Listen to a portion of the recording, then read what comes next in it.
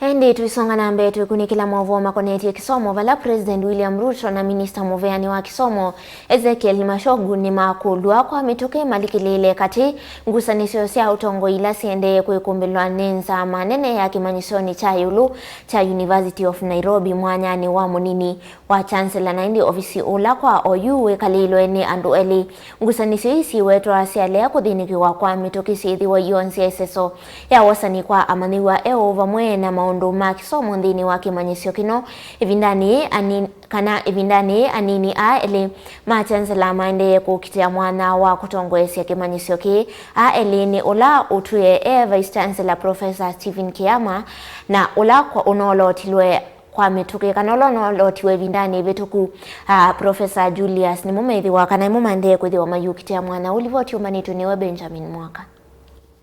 Thina waki utongoi kwa ivinda ingi nwambiye kwikumbila kimanyisyoni kinene cha Kisomo cha yiulu cha University of Nairobi utongoi nwanza nene kumanwa na NGUUSANISYO mwana wa munini wa Chancellor andu eli halame ukitia mwana o Professor Julius Ong'eng'o na ula unolotilwe ni nzama nene ya university kukwati ya mwana ni vamwe na Professor Stephen Kiama ula unoseto thiumo wa mia 6 ondhe ukitia mwana uno kwanana na ulo mwandiki munene wa kimanyisyo ki ngwatanio ya kukitia mvatama alimu imanyisyoni sya yiulu wasu George Omondi vayu nivalikile thina na niwe lothinikiwa kwa mituki. There are two claimants to that office.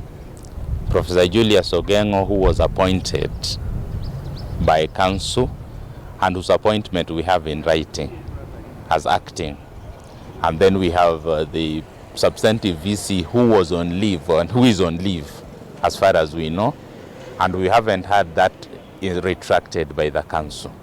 So we see two people claiming ownership to that office. In the spirit of good governance, we request council to come out clearly and state what the position of leadership is in this university, specifically the office of Vice Chancellor. Kwanana na Omondi ni kana muvavano witelemya kuvalanya Kisomo na utongoi ivindani wandikithia wa amathiwa wambeye inge maende kusokithia kumevungani ya sava mwena athukumi ingi alama umeto thiumoni mwasa. We do not want to drag the name of the president into this matter.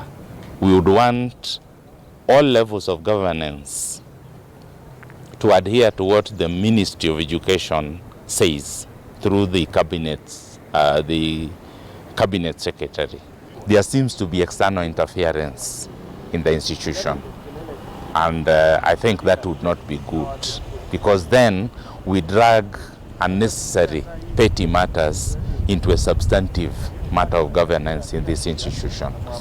So it would be fair that if that were to happen, then His Excellency the President should actually intervene. We are facing a critical situation where we have graduation, we have new students coming in, staff have been on long leave and they are coming back to work.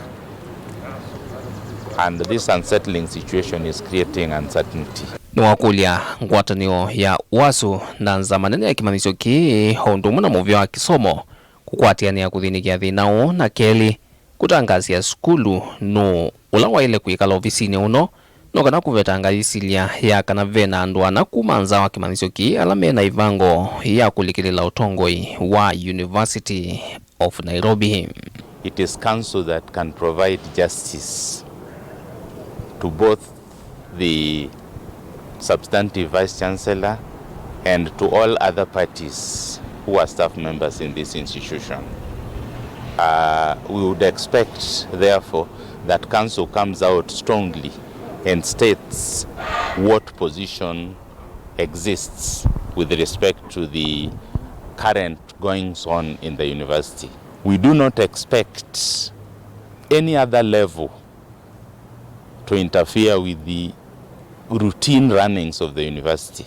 If there are changes in leadership, that should be communicated by council, and council's word is final. Vilingwa mauvo kumavamusini wa Ilovi nito Benjamin Mwaka.